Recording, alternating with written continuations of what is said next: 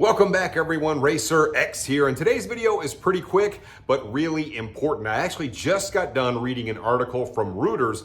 They were talking about CEO of Stellantis, Carlos Tavares, and his agenda after the Q1 results came out from this year. Apparently it was a bit of a lackluster performance to say the least, and now it may have big implication on US dealerships, US brands, because they have a massive number of brands sitting under the Stellantis umbrella. And it's all about profitability. So today we'll talk just a little bit about what he said and what that could mean for US brands. If you guys are brand new to the channel, please hit subscribe right over here, and off we go. T-minus 15 seconds.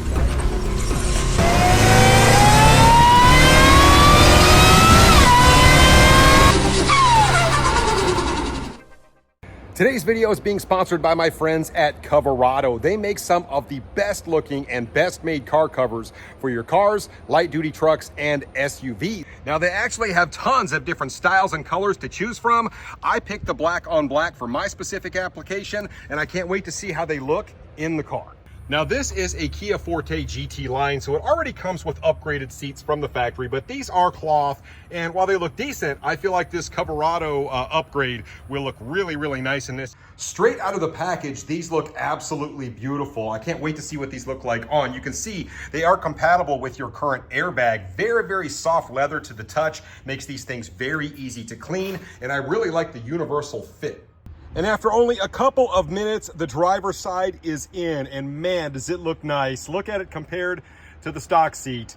It is like night and day. And after just a few minutes, the complete install is done, and I cannot believe the final result. Take a quick look. It did not take me long to get these seats installed. You can see both the passenger and the driver's seat here installed. I'm really glad that it's protecting the factory seats. It'll be really easy to clean now. And just take a look at how the back has transformed with these new Coverado seat covers. I absolutely love this diamond stitching and the design in this, and it is unbelievably soft. If you like the way these seats came out, go check out Coverado's website. Believe it or not, these seat covers are actually universal fit for a multitude of different vehicles out there. It's amazing how much adjustability they have to these and just how good they look when they're fully installed. It is a hot day. I'm glad I've got them all installed. I'm ready to go cool off, but I will pin a link in the comments down below so you guys can find where you can purchase your Coverado seat covers, and on we go with the video. First off, I want to talk a little bit about just how big Stellantis is as a company. Obviously, companies exist to make money, and Stellantis being a worldwide company, it has so much reach. 14 different brands. Matter of fact, it's 15 now. They just acquired a smaller Chinese company, which is kind of way out there in left field. But as an American consumer, many people don't even realize all of the brands that Stellantis has under its umbrella. You've got Abarth, Alfa Romeo, Chrysler, Citroen, Dodge, DS, Fiat, Jeep, Lancia, Maserati, Opel, Peugeot, Ram, and Vauxhall. Now, if you are an American consumer like me, many of these brands you've never even seen before because they just don't have an American presence. Other ones have a much smaller presence. You look at something like Fiat, Alfa Romeo, Maserati. I mean, they have a very, very small presence in the US. So obviously you've got your FCA brands that were kind of lumped in with those.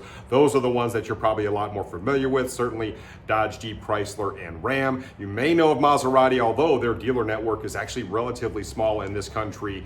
But a lot of these, you will have never seen these because they have no presence at all in the US, but they do a lot of volume overseas. And now the company is poised to launch 20 new vehicles here over the course of like the next 12 months.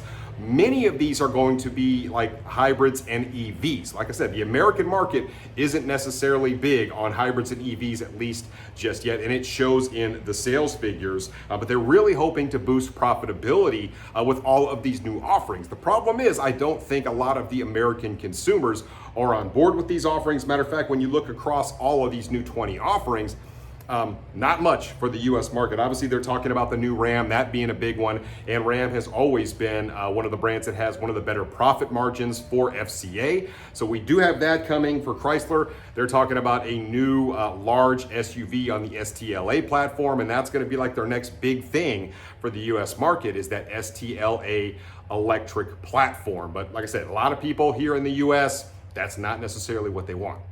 You can check all this out on Stellantis' website, but they just announced their first half earnings for 2024. And yes, they were pretty lackluster, as I mentioned before. Matter of fact, stock prices are down over 10% after they announced their earnings for the first half of the year.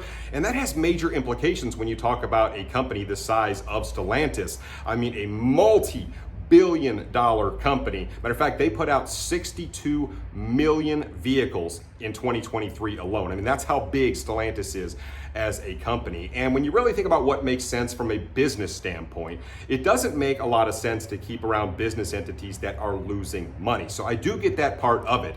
And back just a few months ago, Carlos Tavares came to the US, he went to Detroit, and he saw a lot of opportunity for cost-cutting measures that could potentially reduce the cost of the cars, which then would make the brands more profitable, which he felt like definitely needed to be done.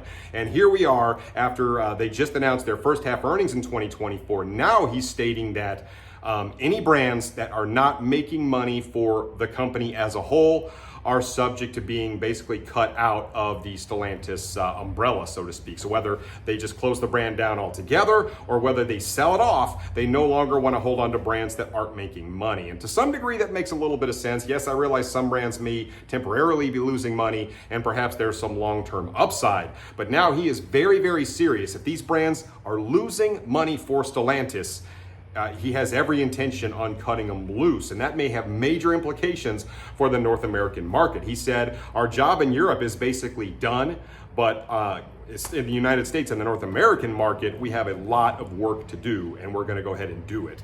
And it's going to be interesting to see how it all shakes out. I tried doing some research to determine which brands were actually adding the most profit for Stellantis and which ones were actually adding big losses to the bottom line of Stellantis. The issue is that Stellantis will not report the profits and losses of individual brands. It's just kind of one big lump sum. So you're kind of left to guess it. There was a deal where they put something out about Maserati. Apparently Maserati posted an 82 million euro loss in the first half of the year. And mind you, they only put out just a small fraction of the vehicles that the entire Stellantis conglomerate puts out, right? They put out a whole ton of vehicles. So we're kind of left to speculate which brands really add a lot of profit margin for the Stellantis umbrella and which ones are on the verge of being axed.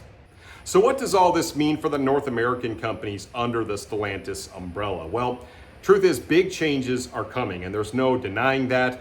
Carlos Tavares really has two things that he wants to accomplish in the North American market. He wants to reduce all the extra inventory. We know that in 2023, we talked about how just about every dealership was bulging at the seams with inventory, yet they still weren't giving out just crazy deals. It was really weird how that worked. They were just sitting on all this inventory.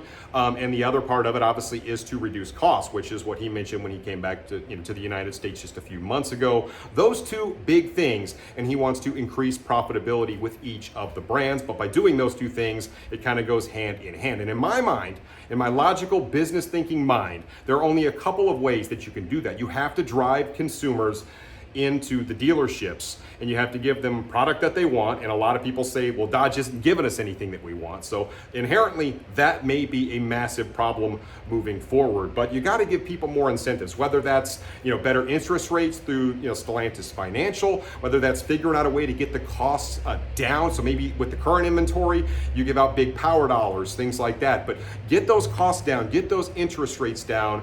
Maybe a little bit of marketing to help people know that, hey, Dodge is still around.